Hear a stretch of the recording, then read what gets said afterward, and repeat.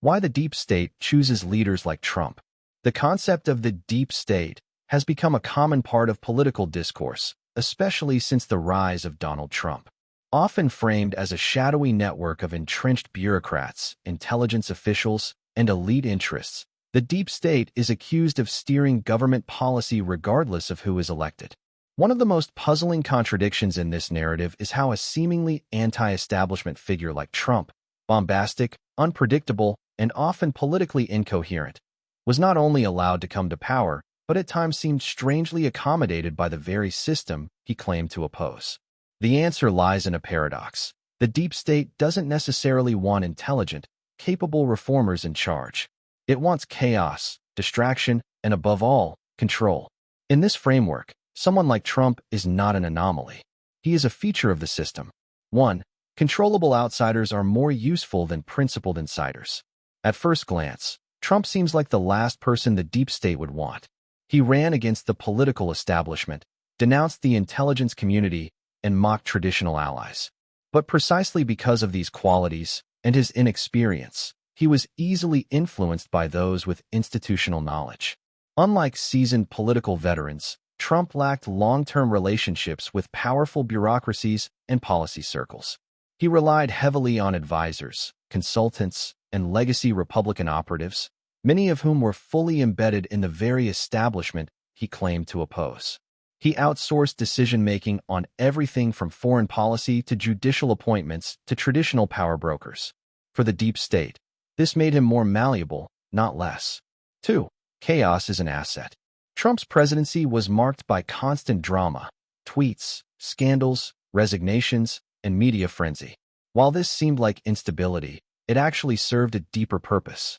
Chaos divides the public, weakening collective action, dominates the media, preventing deeper discussion, distracts from policy decisions and covert actions. Under Trump, while the public debated his latest tweet or outburst, major institutional policies went forward unchallenged. Massive tax cuts, expanded military budgets, deregulatory agendas, and continued surveillance programs. The deep state doesn't fear chaos, it benefits from it, as long as the underlying machinery stays intact. 3. Symbolic populism, substantive conformity. Trump spoke like a populist, but governed like a traditional Republican.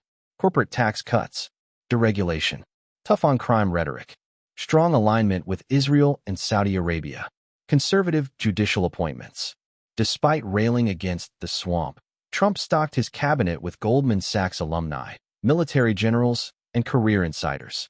The message was clear. He was more interested in the optics of rebellion than real structural change.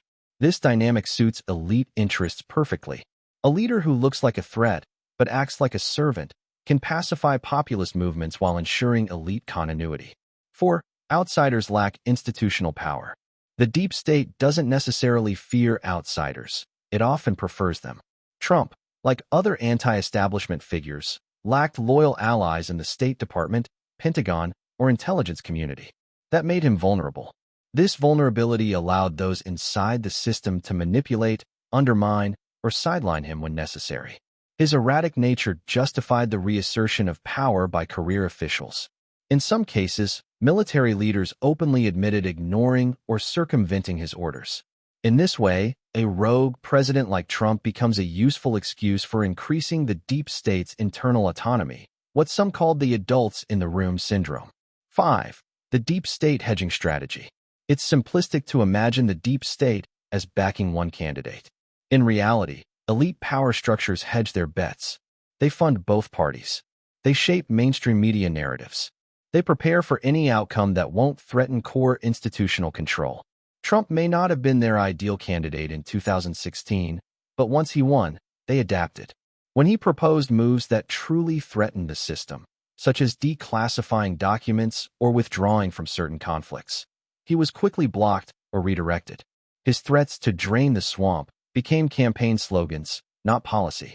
In many ways, his chaos distracted from the deeper continuity between his administration and those before him. Conclusion: the illusion of rebellion. Donald Trump was marketed as a revolutionary, but his presidency preserved, and in some cases strengthened, the very structures he condemned. His unpredictability made him easy to sideline.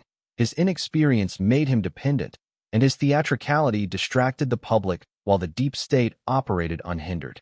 This is the paradox of modern populism. When controlled and carefully managed, it becomes a tool of the establishment, not a threat. In this sense, the deep state doesn't choose morons like Trump out of error. It tolerates or even encourages them because they offer the perfect illusion of change without the risk of real transformation.